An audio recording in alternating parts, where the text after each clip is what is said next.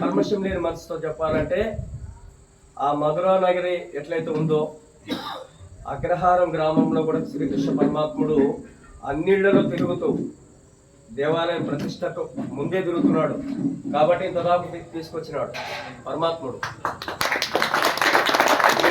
కృష్ణ పరమాత్ముడు తిరుగుతున్నాడు, అందరి ఇళ్లలో ఉన్నాడు, ఊర్లో ఉన్నాడు, ఇంత తిరుగుతున్నాడు. కృష్ణ పరమాత్ముడు మాకు ఇంకా టైం ఇవ్వలేదండి. కాదు, నేను ఏదైనా దేవాలయానికి వెళ్తాం అనుకోండి, ఎగ్జాంపుల్ చెప్తున్నాను. ఆ దేవాలయానికి వెళ్ళినప్పుడు ఇన్నాళ్ళ తర్వాత దేవుడు దారిచ్చినాడు, ఇది పచ్చి అబద్ధం.